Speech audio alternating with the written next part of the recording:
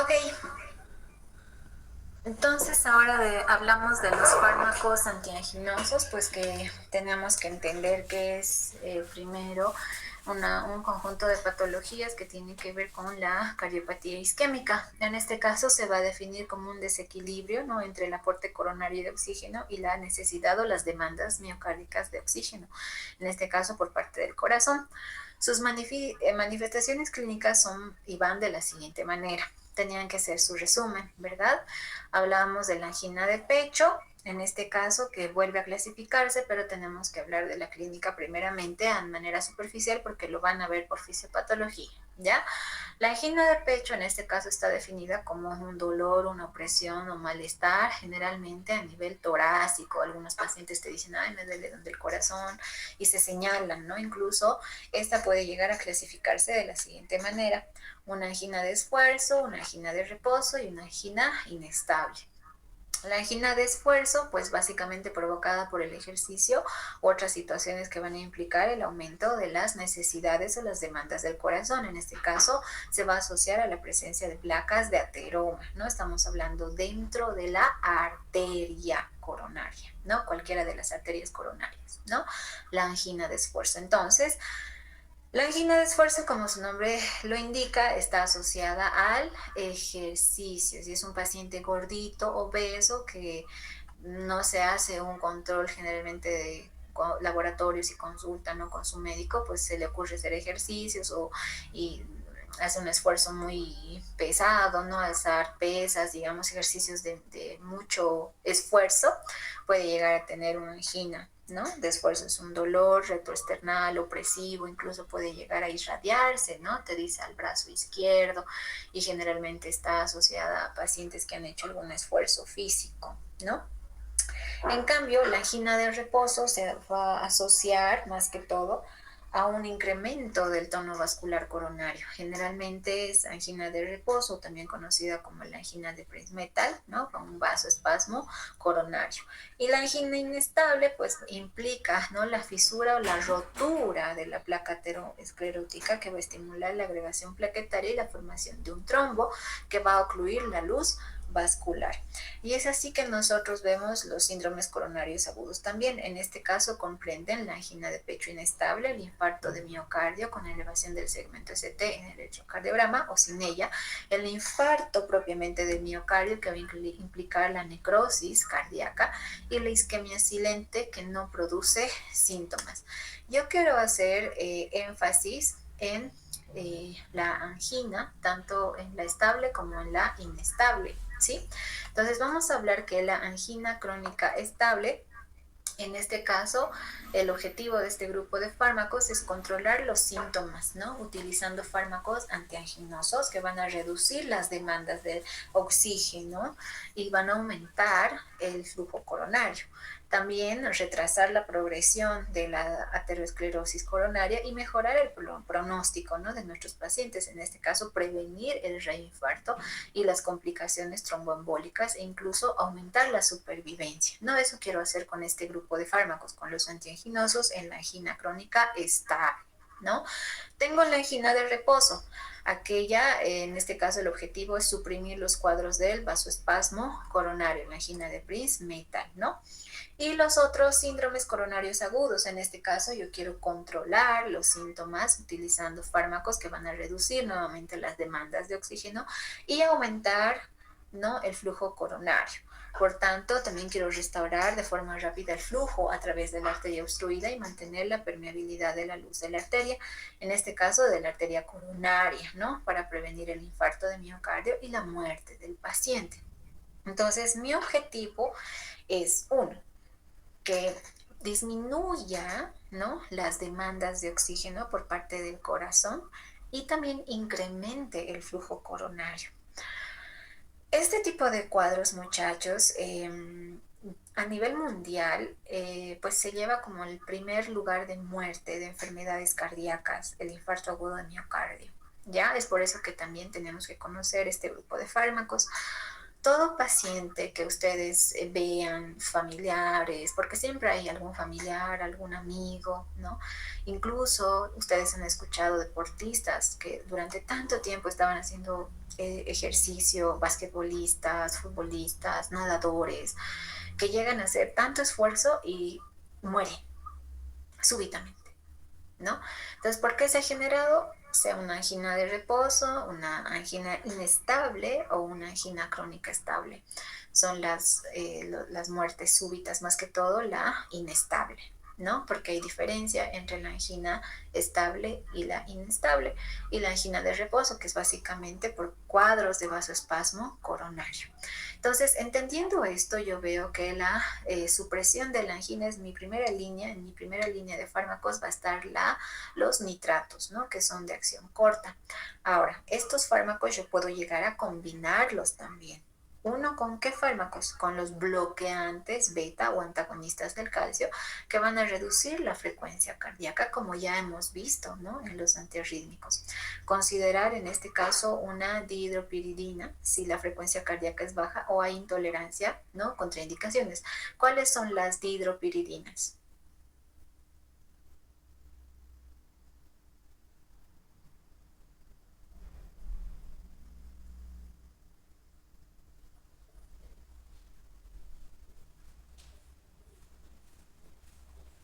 Hola.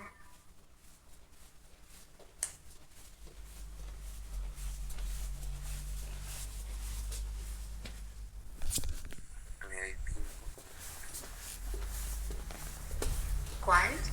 ¿Es de calcio? Sí, pero ¿cuál? La anterior vez hablábamos, ¿no? Hay dihidropiridinas y no dihidropiridinas.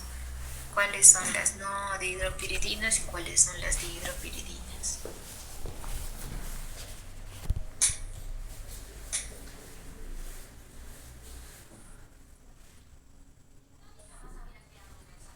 ¿El verapamilo, doctora?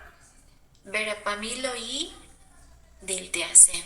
¿No ve? Hablábamos muy diferente a los dipinos, ¿no ve? Amlodipino, nifedipino, nimodipino, diferentes, ¿no ve? Entonces ahora yo quiero que me digan cuáles son las dihidropiridinas.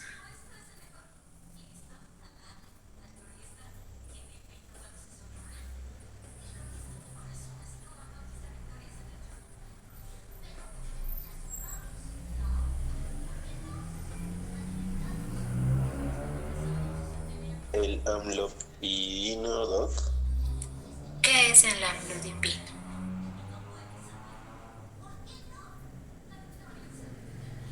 Es un antagonista del calcio. Sí, pero está dentro de las familias. ¿De cuál familia? ¿De las dihidropiridinas o las no dihidropiridinas? Las dihidropiridinas. Ok, entonces vamos adelante. Ya tienen que asegurar bien sus conocimientos. No podemos olvidarnos del diltiazem y el verapamido también, ¿sí? Entonces, este grupo de fármacos, si estamos hablando de los nitritos, hablamos de que sí son de acción corta, pero tengo que combinarlos con otros fármacos como estamos mencionando ahora. Puedo asociar betabloqueantes y las dihidropiridinas también. Además, se puede añadir o ser una primera línea en algunos pacientes que otro grupo de fármacos también, la ivabradina, los nitratos de larga duración, el nicorandil, la ranolacina y la trimetazidina, ¿no? Tengo que considerar la angioplastía transluminal percutánea en caso de que mi paciente realmente no vaya a perfundir el vaso, la arteria, pues estaría hablando de una cirugía, ¿no? De corazón. ¿Qué más? Este grupo de fármacos yo puedo usar para prevenir episodios de angina. En este caso, además del fármaco, los nitratos de acción corta, los nitratos de acción corta, tengo que indicar al paciente el cambio de estilo de vida, ¿no? Diré, ok, ya no tienen que comer cosas grasosas, alcohol, cigarro, ¿no? Porque esos tienen que ver mucho con la formación de la placa de ateroma, la ruptura y el daño endotelial. ¿Qué más? controlar los factores de riesgo. Obviamente la obesidad, tiene que bajar de peso, tiene que cambiar de dieta, ¿no? Comer más verduras, menos grasas.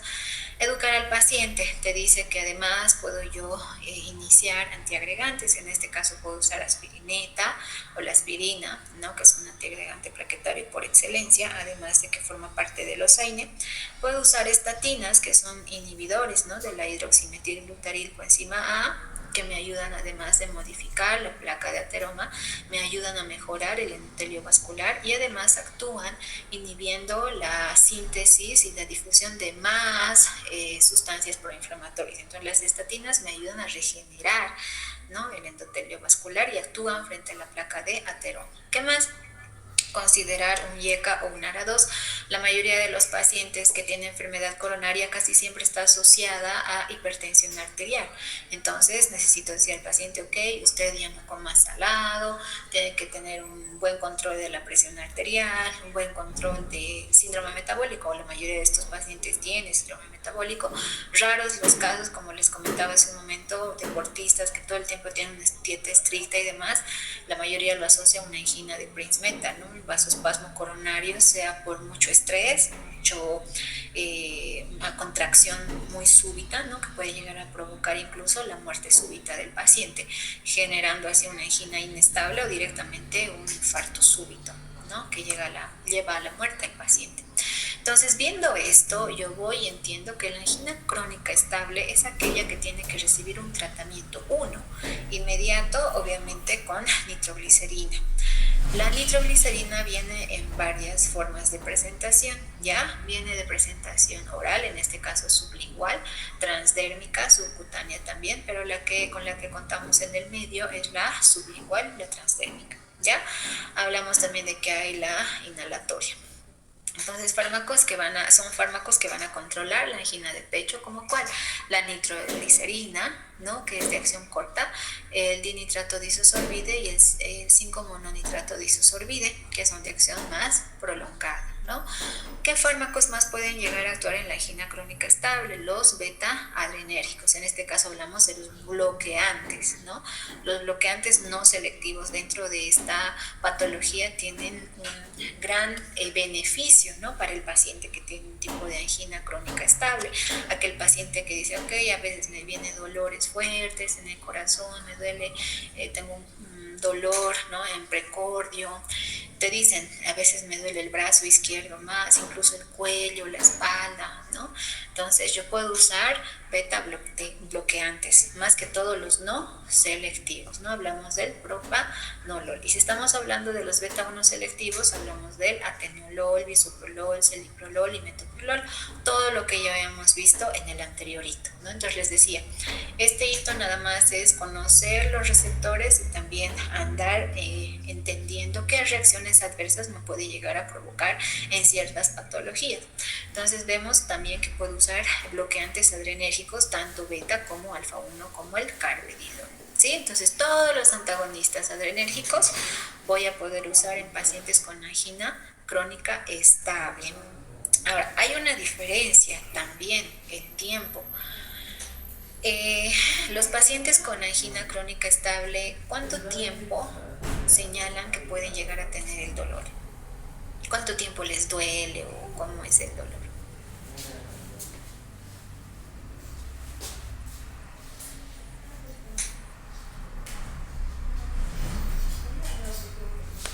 Doc, ¿no son de 3 a 5 minutos? La mayoría te relata aproximadamente unos 10 minutos, ¿sí? Ahora, ustedes tienen que saber la diferencia, por lo menos 3 diferencias entre la angina crónica estable, en este caso la angina estable, y la angina inestable. Una te dura 10 minutos, la otra te dura hasta 20 minutos. ¿Sí? Entonces yo quiero que hagan por lo menos 3 diferencias, busquen las 3 diferencias entre la angina estable y la inestable, ¿sí? Las diferencias entre la estable y la inestable, ¿ya? ¿Qué fármacos más puedo usar dentro de los pacientes con angina estable? Los antagonistas de calcio, como bien hace un momento decían, sí son antagonistas de calcio, pero necesito entender cuáles son dihidropiridinas y cuáles son no dihidropiridinas, porque unos van a llegar a actuar más en la presión arterial y otros van a llegar a actuar más a nivel del corazón, más a nivel de la función cardíaca. Entonces yo veo las dihidropiridinas, por ejemplo, aquellas que tu compañero hace un rato decía, los dipinos, ok, amlodipino, felodipino, nicardipino, nifedipino, nisoldipino, son dihidropiridinas. Pero ya habíamos visto también las no dihidropiridinas, la anterior clase. Hablábamos como, ¿qué fármacos? Diltiazem y verapamil.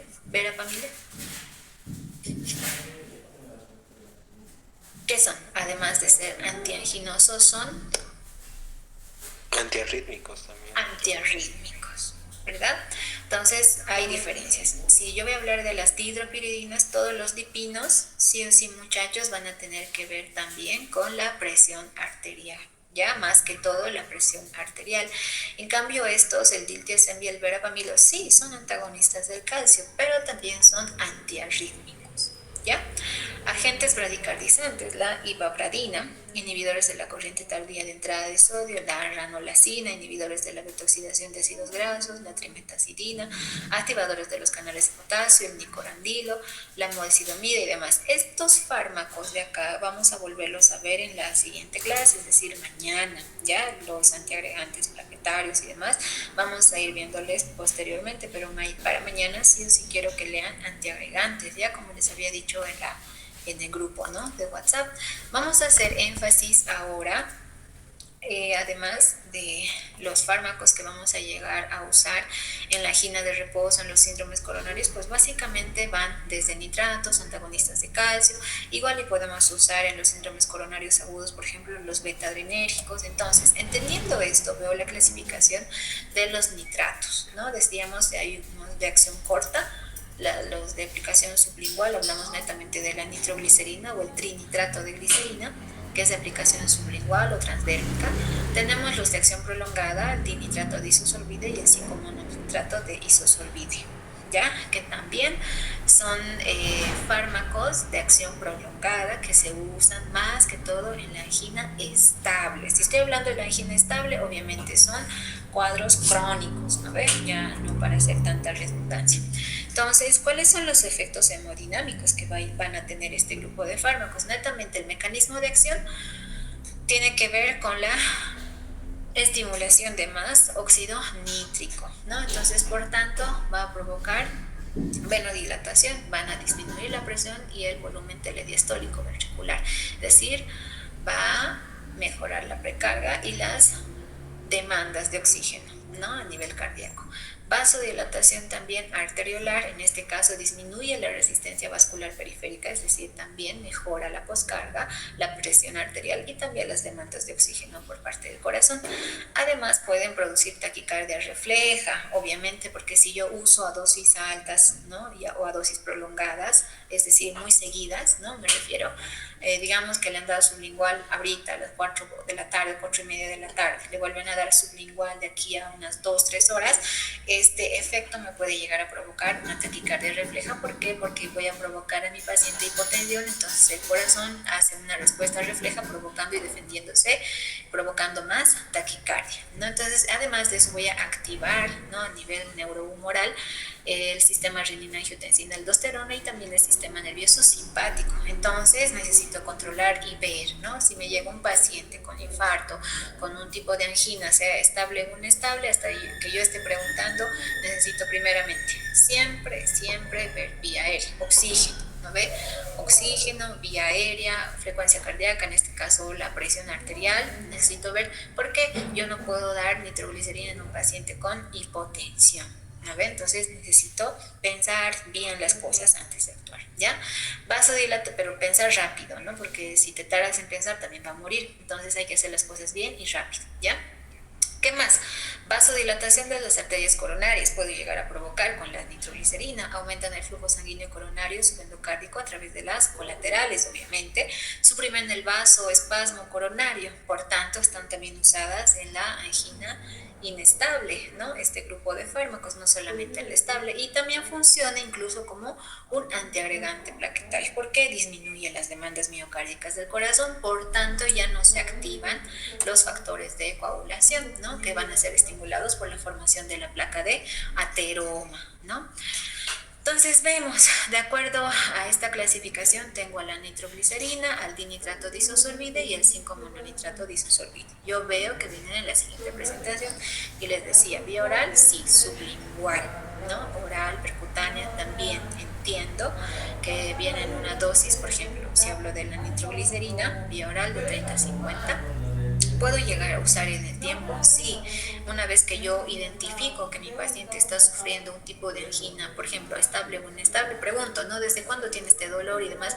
Siempre viene con familiares o tal vez un paciente que está inconsciente. Obviamente tú lo que vas a hacer es siempre tomar los signos vitales. Los paramédicos lo primero que siempre van a hacer es tomar signos vitales. Si está con frecuencia cardíaca, respiratoria, saturación, presión arterial, es lo elemental, ¿no? Entonces, si me dicen, no, le hemos encontrado con la mano en el corazón, ¿no? Y estaba sin sentido, o sea, inconsciente, se ha desmayado más, lo más probable que es que ha sufrido un infarto, ¿no? Tú escuchas, auscultas y demás, lo más probable es que haya sufrido un infarto. Muchas veces cuando es súbito y es un infarto así de la nada, pues casi siempre llegan muertos, ¿no? Al servicio de emergencias, si ha sido un infarto súbito, ¿sí? En cambio, si el paciente está sufriendo un infarto, le dura como 5, 10, 15, 20 minutos, más de 20 minutos, mucho ojo, porque la pared de ese corazón, dependiendo dónde sea el daño en la arteria coronaria derecha o izquierda o en cualquiera de sus ramitas, puede llegar a quedar necrosado el tejido que tiene que ser irrigado por esa arteria.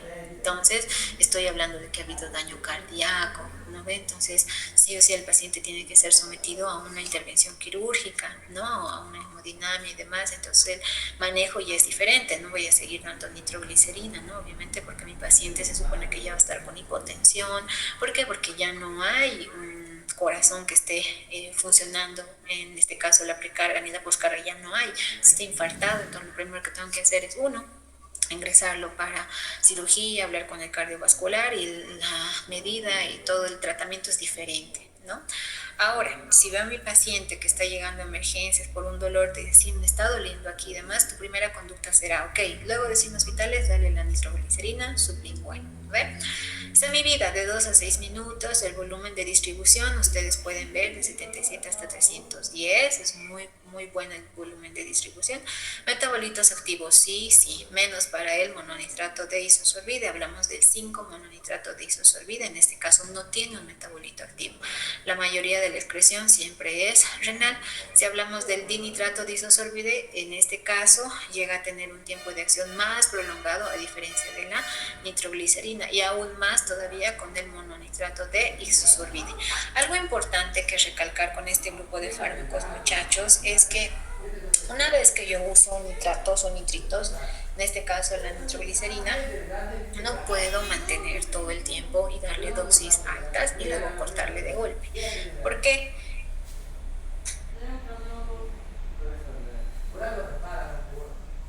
¿Por qué razón?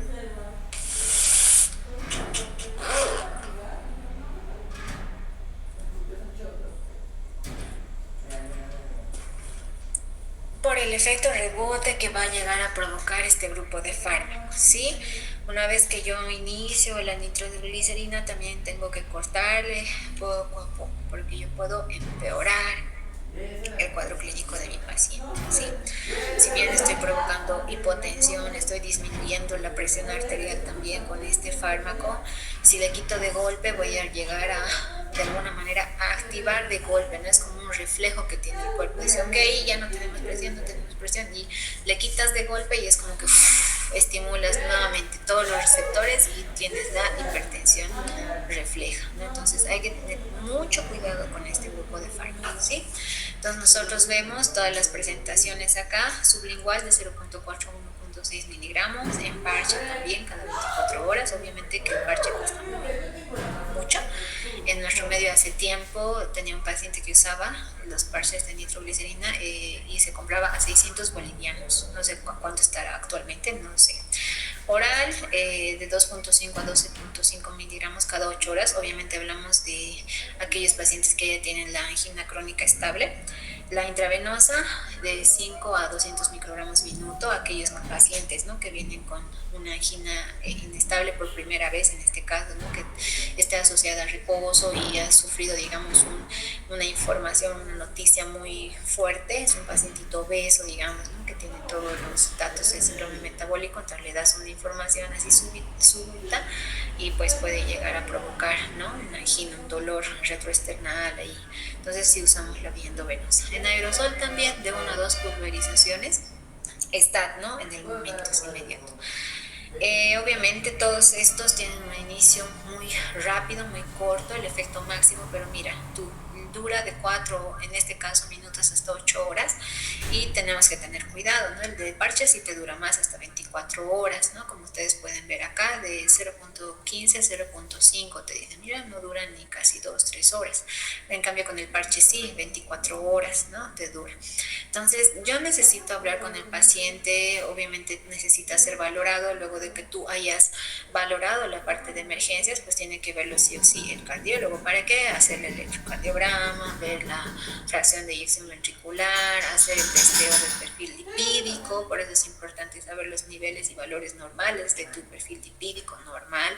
Si tiene algún tipo de dislipidemia, pues hay que tratarla, hay que hacer la ecocardiografía de vasos. En este caso el cardiólogo dirá, ¿no?, y pedirá si tiene o no tiene una ecodoppler, ¿no?, con alguna alteración en algún vaso y demás, ¿no? ¿Qué más? Reacciones adversas. Y decíamos que los nitratos tienen reacciones adversas a nivel vascular, cutáneo y digestivo. A nivel vascular obviamente van a estar asociados con hipotensión, mareos, ¿no? Cutáneos, a nivel de la aplicación puede llegar a tener úlceras, ¿no? Por vía sublingual, cuando uno usa seguido, por la vasodilatación que provoca, puede llegar a tener úlceras, erupciones a nivel de la cavidad oral. Y digestivas, pues obviamente voy a llegar a tener distensión abdominal, puede llegar a tener náuseas y vómitos, pero también asociado mucho al dolor abdominal, sí. ¿Ya? Tratamientos prolongados, lo que les mencionaba hace un rato. La supresión brusca de estos nitratos puede producir un síndrome de retirada caracterizado por vasoconstricción, hipertensión arterial, angina, vasoespasmo arterial coronario, incluso un infarto de miocardio. Por eso les decía, no hay que quitarlos de golpe, ¿sí? Una vez que yo ya tengo controlado el dolor, necesito ver por qué razón ha tenido el infarto. Hay algunos pacientes que o bien presentan una taquiarritmia que no ha sido controlada, una fibrilación auricular, tal vez que ha lanzado un émbolo, un trombo, no le ha dado un TEB y no es netamente coronario. O sea, necesito ver muchas cosas, ¿no? Entonces, si yo ya he dado en este caso la medicación pensando que era un infarto, he salvado la vida del paciente, pero no debo de olvidarme de terminar de estudiarlo. Si realmente he tenido una angina inestable o estable, necesito decirle al paciente, ok, tiene que seguir con la medicación, por favor no lo deje unos 2-3 días hasta que vea al cardiólogo, ¿no? Sí o sí tiene que ir a ver al cardiólogo. ¿Qué más? Contraindicaciones. Obviamente les decía que estos tienen el mecanismo de acción de provocar y estimular la mayor síntesis de óxido nítrico. Donde hay óxido nítrico siempre hay vasodilatación. Donde hay vasodilatación hay hipotensión arterial, shock e hipovolemia. También no tengo que dar este fármaco, ¿no? ¿En qué casos también? Donde el infarto, en este caso, tenga baja presión de llenado ventricular, ¿no? Aquí estamos hablando de las alteraciones de la conducción, ¿no? También en miocardiopatía hipertrófica, en la estenosis aórtica y mitral, tampoco puedo llegar a usar este tipo de fármacos. ¿En qué casos también? Anemia severa, ¿no? Es muy diferente que un paciente te diga, ay, me duele aquí, veas su palma de la mano que esté totalmente pálido, ya de entrada te dicen, no tiene anemia severa. Entonces, por eso hay que revisar bien al paciente, ¿no? Hipotiroidismo, hipertensión intracraneal también son contraindicaciones para el uso de este fármaco. También pericarditis constrictiva y el taponamiento cardíaco también son contraindicaciones ya para el uso de estos fármacos. Ok, tenemos otro grupo de fármacos. Antes de pasar al otro grupo de fármacos, pues vemos nitratos. En este caso voy a usar en la angina de esfuerzo y en la angina de reposo, ¿no? Netamente indicados. Beta bloqueantes más usados en la angina de esfuerzo, obviamente en tratamiento combinado, ¿no? Puedo combinar. Y también puedo usar combinaciones con antagonistas de calcio. Entonces vamos a ver los beta bloqueantes, que creo que ya es hora y tienen que pasar otra clase. Entonces nos vamos a ver la siguiente clase para terminar este grupo. Yo creo que mañana terminamos de ver esto y también antiagregantes, y de ahí dan su evaluación. Tendrían que dar de estos 4 temas, ¿no? Es bastante. Entonces van a dar por parejas, ¿ya? Nos falta antiarrítmicos, que tienen que dar de la anterior vez, antiarrítmicos, inotrópicos positivos, tenemos que dar antianginosos y antiagregantes. Sí, son 4 temas. Entonces mañana esperemos que se arregle la situación en nuestro país, muchachos. Es lamentable todo lo que está pasando, es muy triste. Esperemos que Dios dé sabiduría a las personas que dirigen nuestro país. No queremos confrontaciones, ¿no? Desde mi parte yo veo sufrir mucho a los pacientes acá, es muy triste. No hay medicamentos, pacientes llegan a las 3 de la mañana porque tienen que sacar ficha. Es un hospital público donde pues la mayoría de las veces es tierra de nadie, ¿no? Porque no hay medicamentos, tienen que comprar, no hay insumos, tienen que comprar. Gracias a Dios tenemos todavía la quimioterapia para algunos pacientes, pero es una pena lo que pasa porque no tienen dinero ni siquiera para comprar un almuerzo. La mayoría viene de provincia. Es muy triste, ¿no? Es como para llorar, realmente a pena. A mí me da mucha pena. Y pues bueno, son bendecidos ustedes, muchachitos, porque están en casa, tal vez estudiando, están con papá y mamá. Por favor, cuídense. Estas personas son muy agresivas cuando quieren serlo, ¿no? Todos los marchistas y demás, es todo un conflicto nacional, y qué pena por aquellos que, bueno, no son de nuestro país, pero están estudiando acá.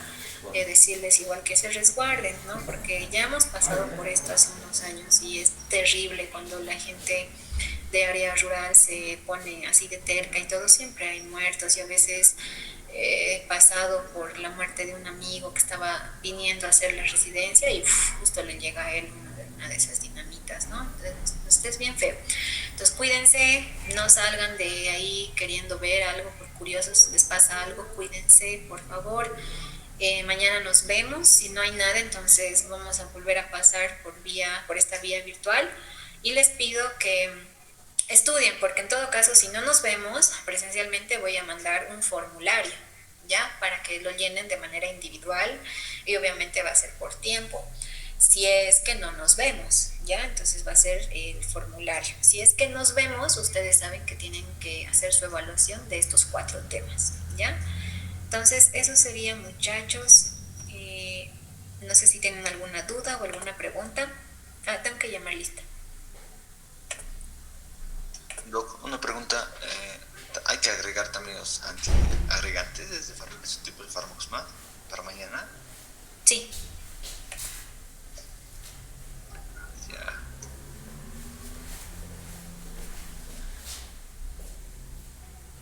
Sí, porque muchachos, no nos